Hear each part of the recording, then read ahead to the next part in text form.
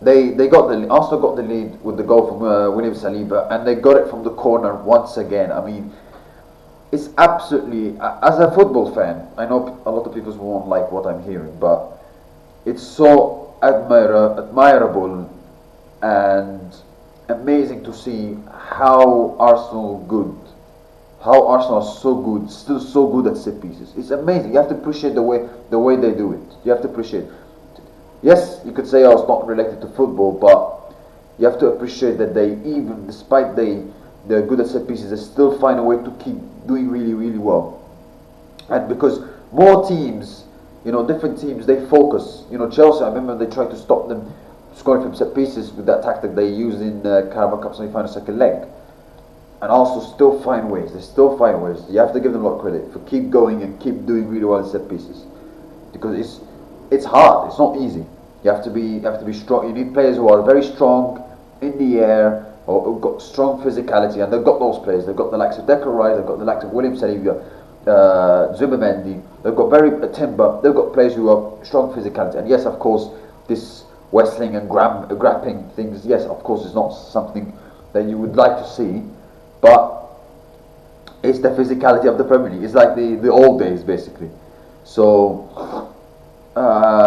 yeah, you have to give them a lot of credit for Arsenal for the job, how well they do in their job. You have to give a lot of credit to Arteta as well, and Nicolas Jova. Arteta, of course, because he's not. I think Arteta and his team nullified that there's a weakness in defending him set pieces in the Premier League.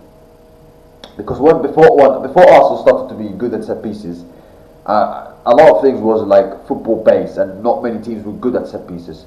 Manchester City were not that great. Even Manchester City, where they were in their pomp, they were not the strongest team in terms of set pieces. So Arsenal and Arteta, they nullified that weakness. They nullified, and okay, let's test this kind of thing, and they've done it really well. They're doing a great job. And Nicolas Jova, honestly, if Arsenal win the Premier League, the guy deserves a statue with the amount of goals they've scored from set pieces. So, you have to give them a lot of credit, and you have to also give credit to Arsenal scoring from set pieces. Is that a lot of people saying, oh, it's not sustainable that they score a lot of goals from set pieces. No, but they've shown it's sustainable.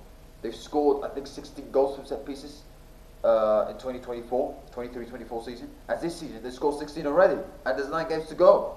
And don't tell me that they're not going to score another goal from set pieces, because they're going to score another goal from set pieces. So yes, I know a lot of people might not like the football that Arsenal play, but it's effective. It's effective. It's very, very, very effective. And set pieces is very, very important in the Premier League right now. You look at Liverpool. Liverpool in the first half of the season, they were the last team. They were the bottom of the league in terms of set pieces, and then they brought in a new set piece coach before the new year. And since the new year happened in 2026, they've been the best team in terms of set pieces, Liverpool. But obviously, nobody mentions that, of course. And they scored 3 goals in set pieces against West Ham earlier in the week. So set pieces are becoming very important in the Premier League right now, and you have to accept it. Yeah, of course, it's not the football that a lot of people don't enjoy. It's not the tiki-taka beautiful style of football where in the last years we saw Manchester City and Liverpool play great football and win Premier Leagues and Champions Leagues. But at the same time, every year, every era, the direction of football always changes. There's always going to be a direction in changing football, of course. It's always going to happen. It is what it is. So, yeah. But Arsenal they have to give them a lot of credit. They do really well in what they do. They do really, really well. They're very strong, and it's not easy, because a lot of teams try to stop you. A lot of teams try to nullify. Oh, what is your strength in your set pieces? How can I stop that? Okay, and they think, oh, that this is the best idea to stop the set pieces. But Arsenal showed the otherwise. The camera collapsed. I don't know how, but a lot of people think like, okay, this is the best solution and to stop you from scoring set pieces. But Arsenal showed the otherwise. They still find those ways, so you have to give them a lot of credit. So Saliba gave Arsenal the lead, and then there was a moment before the goal that Chelsea scored, which came from a set piece, ironically. Um, there should have been a handball. There should have been a penalty to Chelsea for the handball from Declan Rice on I think it was João Pedro, if I'm not mistaken, or the pulling from from Declan Rice. It was João Pedro. I think it was João Pedro. I think so. So yeah, I mean, it should have been. Do I think it should have been a penalty? Yeah, of course. For the pulling, I don't think it was a handball because again, it was his arm is not in a natural position. It's similar to the Leeds United Manchester City game, where there was a handball I think on Nunes. So I think, but I think it should have been a penalty because you can't pull someone like that in the box. It should have been. I think it should have been a penalty. So, however, it didn't make much a difference in the end because after that Chelsea had another corner and they scored from that corner. Which a great one from Reece James, and then it was 1-1, and you think like, okay, Chelsea back in the game, and Chelsea, I have to say they do quite well to some parts in the game, but again, that final third, they lacked it. They had some great chances, and Raya was making some great saves. I mean, you have to say David Raya, some of the saves he was making, especially towards the end, he was making match-winning saves, great saves. You have to give him credit, and Chelsea. They're doing okay, but they lacked some important parts of the game, the clinical edge and discipline. And we all know what I mean by discipline, right? But Arsenal got the second goal from Timber, another corner, another set piece, and Arsenal again they showed their magic in set pieces.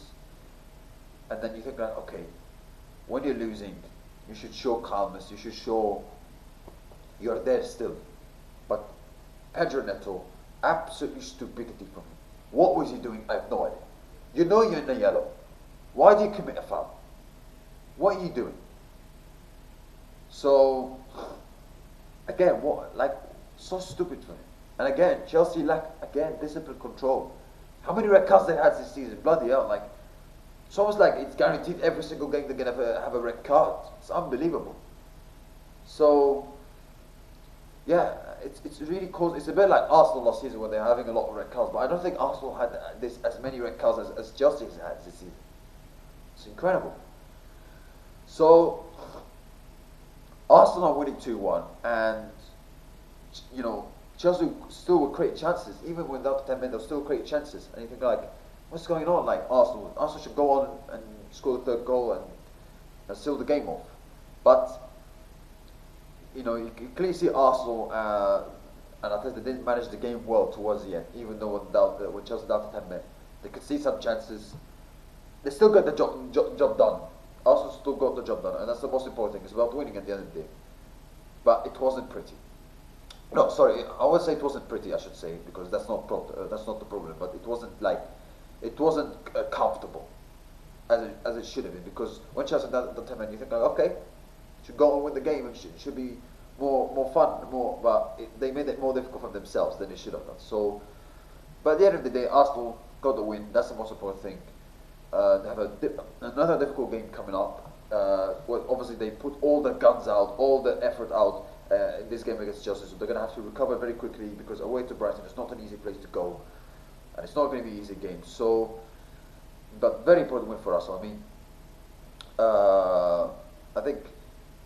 You look at this Arsenal side, and you look at Arteta and his players. I mean, when I see this team, it's a very structured, well-organized team. That's for sure. What I also noticed, and I think Patrick Vieira and one of the Arsenal fans said it, that maybe because of the failure they had the last 3 years of not winning the Premier League, maybe that's why they're so cautious. This other team is so cautious. I think when they win the Premier League, if they win the Premier League this season, that's when we could see the free-flowing, attacking, very good football and fearless football from Arsenal. A bit like 2022, 2023, where they were playing great football. So, I think there's a bit of that. It's a bit like, let's say, Lando Norris in Formula 1, where Lando Norris started to become more cautious in his driving, etc., and he's won the title, and I think that's when we could see the best of him, more to come for him in the future, where he's going to become more fearless and he's got the championship in his bag. And this is a similar thing. Arsenal could have the Premier League title in their bag next season, and this way we could see the best version of themselves in the future. So yeah, one title can relieve and shred the weight of your shoulders in terms of the pressure and make it more easier for themselves in the future. So because when you win, winning the first title is always difficult. It's always when you win the second title, the third title, it becomes more easier for that after that. Not of course when you're facing opposition, because more oppositions will focus more on you, but in terms of pressure and mentality, it will become more easier, of course. So yeah, very important win for Arteta and for Arsenal.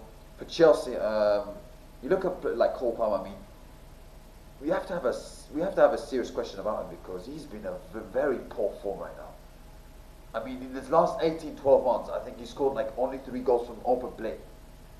That's terrible. That's terrible. I mean, for a player of his caliber, for the quality that he has, he should do more. And I thought in this game, his performance in this game was awful. Was awful. He should do more. And I felt like his performance was very bad. The attacking players for Chelsea didn't step up as well. So yeah, I mean, Chelsea, like, they've shown that they can do well also scoring goals from set pieces, but defending set pieces has been a big problem for them, especially, and the 2 goals they conceded, it showcased that. So yeah, and a couple of moments, Sanchez, the goalkeeper, I don't know what was he thinking. Some of the shenanigans he was causing sometimes. So yeah, but yeah, it's a damning blow for Chelsea, considering they could have also equalised, because Delap scored towards the end, and this was disallowed because, rightly so, because it was offside. There's also another suggestion that maybe Chelsea should have had another penalty for David Raya's punch on João Pedro, I think, as well. I saw that, but you look at all different angles, and I don't think that was a penalty. Yes, I understand, but you could clearly see David Raya was clearly punching the ball. So he was going for the ball. So I don't think that was a penalty. The Declan Rice one was definitely a penalty, but this one, no, I don't think so. But yeah, a blow for Chelsea's qualification for the Champions League next season. They're now 6 points behind United, 6 points behind Aston Villa, and 3 points behind Liverpool. So yeah.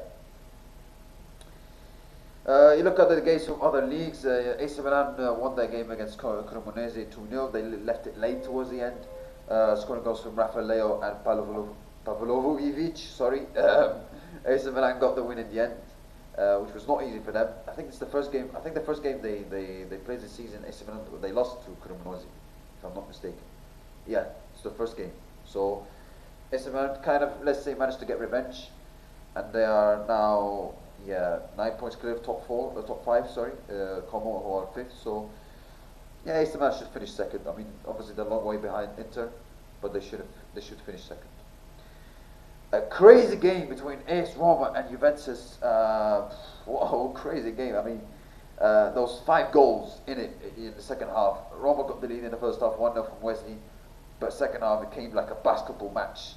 And you have to give credit to Juventus, because they were 3-1 down to Roma. It goes from Indica and Marlon, who Roma just recently signed from Aston Villa. Juventus managed to equalise. They managed to come back, even though they're losing 3-1.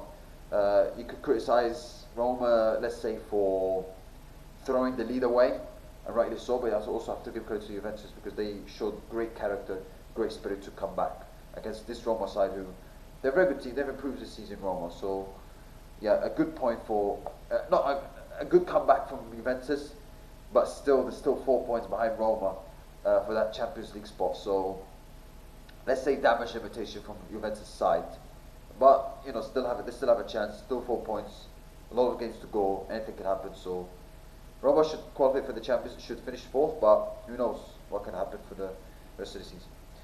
Real Madrid you look at today's game. Real Madrid against Getafe. Very important game for Real Madrid to win against the Getafe side, who obviously going to play with a low block, the 14th in the La Liga. Real Madrid, they have to win, obviously, because Barcelona just won their game against Villarreal 4-1. So it's a chance for Real Madrid to respond and win and go back to being 1 point behind Barcelona, because they obviously they dropped points last week against Osasuna losing, so Real Madrid cannot drop points again. So it's a game that they have to win, and they should win against Getafe at home. So I'll go for a 2-0 win for Real Madrid. That's it, guys. Thank you. I wish you have a nice day. See you next time. Goodbye.